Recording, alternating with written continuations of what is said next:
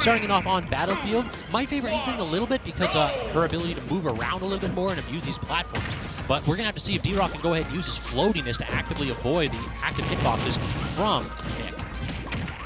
So dash in, jab, again, get directly under anything that Samus is trying to throw out. And yeah, it just seems like whenever you go ahead and get that jab, you're almost at full ink, you're almost at that 2% multiplier, it should be 200% multiplier of damage. Just go ahead and go in immediately, and it looks like that is what Nick is trying to do, punishing dRokk and just not letting this man take a moment to compose himself and have that ink fall right off. Couple trades here, but all of these, whenever you're fully inked up, that's always going to favor Inkling. So 53% to 140, 159 already, very much in favor of Nick. Down tilt again, catching these 2 frames, or aggressive options, and then the splat bomb to take stock 1. GetNikkDon is absolutely oppressing his opponent right now. Top tier privilege, maybe a wee bit here. It seems like Samus may not have the speed to compete with the aggressive Inkling that we're seeing. Jab again to rack up that ink, and then a couple meaty back airs to try to just zone dRokk out. dRokk really hasn't had any opportunity to use Samus's projectiles here. He hasn't had any opportunity to camp or anything like that. It looks like Nick is really good at using the aggressive movement of Inkling to just expose and zone break anybody that's trying to put up a wall in his face. All right, and the parry that actually traded with the first hit of the roller just barely came out there. Can't get the up smash, can't get the forward smash, but don't you roll away from me. I will chase you down to the end of the earth. Nick up 2 stocks, excuse me. Yeah, Nick up 2 stocks, 3-1 right here. Only 100%. Samus does have a couple strong moves, but this isn't really like any safe kill percent right now. Just a meaty forward smash, max range of that right there. Just, all right, toss it out. Might as well if you're in this much of a lead. Don't really have to worry about conserving ink. And then toss out the roller in neutral at 30%. I know that move's good, dog, but maybe you go ahead and save that one for kill percent. All right, dRokk managed to get that first stock off. 48%, kind of healthy. Can definitely make a comeback. I've seen players do better here. So I would not be surprised at all if we end up going to game 2 with dRokk in favor. But he has to pick it up right now. 99% already as Nick is doing. He's continuing this aggression and really just never, ever letting dRokk set up a zone. I think dRokk has to go ahead and make some adjustments, maybe use a few less missiles and try to go ahead and do these retreating aerials that Samus has to try to create space for himself. Instead, he's using these approaching aerials, drag down forward air, but can't get anything out of it. Back air again, 159, force him off stage. Can't finish with the forward air though. Try for the back throw. Samus is a heavy character though, just barely finishing it up. Mic's up. All right, ladies and gents, joined by Skyla Hyrule. How's it going? Not too bad, my man. Thanks for hopping on commentary right now. No problem. We have dRokk versus Nick, or GetNikkDon. This is game 1 going to Nick. Alrighty.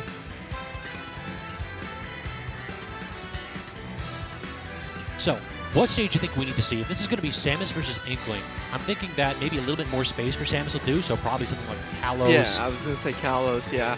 Pound City. Yeah. Like, you're just...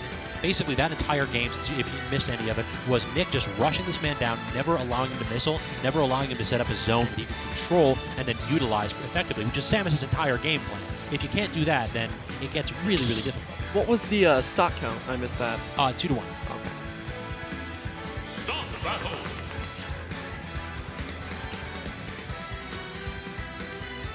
All right, so it looks like Stadium is the pick. So, I mean, going to Starterville, I can respect that, but maybe Kalos was banned, maybe Talon City was banned, maybe he didn't want to deal with Final Destination either, which I can see that. Looks like we're just staying with both characters. Ride or die with Jermaine's, I respect that.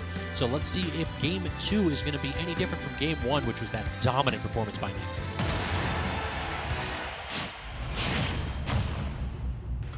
All right, let's get into it.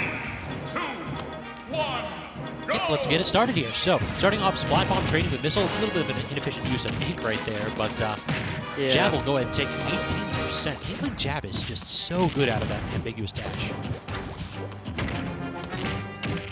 And Inkling is just a character that can apply so much pressure, honestly. It's just crazy. You can just throw out moves, pressure you, like right here. You know? Yeah, just toss them out. I mean, one of these will hit.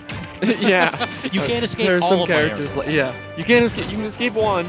You can escape two. But how about 4? How about 4? And a single full hop, too, just about. And then just chasing this man roller down. and forward smash. That was a full screen roller. So one thing that basically players need to adapt to, particularly at the middle levels, is that they need to understand that you cannot roll away from roller.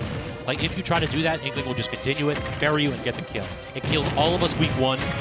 It still gets me because I'm bad, but if you want to go ahead and compete on the VGBC stream, then you're going to have to go ahead and recognize that your options are challenge roller or just jump over it. Yeah, yeah. So far, I mean, we basically see the same thing that we saw last game. Nick is doing a really good job of being aggressive here. That grab there, that was unfortunate. Yeah, that's one of the problems. Samus, again, catching out these rolls with that roller again every time. Maybe that's why they call it the roller. Could be. Oh my God, no! That the second up air just catching up the double jump. 50% only when when Nick actually got stopped. That's insane. Nick is doing a really, really impressive job here. This is a man who's trying to make it long with his bracket run. Jab calling out the aggressive option out of dash. I'm digging it. And then down tilt to force Inkling above, but can't really make anything out of it. A lot of rolling you see. Yeah. I mean, really, like, whether it's the roller or actual rolls themselves, just rolls everywhere, man. It's like, whoa. So one thing I kind of feel like what rules do is they give you a panic button, and it's okay to use every now and then, but you cannot rely on it. Yeah. dRokk, it feels like whenever dRokk doesn't know what to do, or whenever he loses a neutral exchange, is in an awkward spot, he seems to roll. And with Samus, a character with a notoriously long, not particularly great roll, I think you got to mix it up a little bit more than other characters. Sometimes, all right, well, ended up catching that that neutral B. Yep, so that'll be one stock down, so now we just got to make sure that he gets a percent or two so he doesn't get JV3. Good attempt right there to dodge that up air, but then gets the air dodge back. Ah, and there we go. There's the percent. Yeah, there we go. No JV. 158%, so a lot of things that Inkling have will kill here. Oh, no. Yeah. Okay, third up air. So basically that directional air dodge, it bailed him out of the first one, but then he had so much lag that he landed on a platform and it was a free Yeah, you just... Yeah, Inkling's just so, like, I play Rags a little bit at the cave, and it's just crazy just to see the amount of pressure that Inkling can put on. Okay,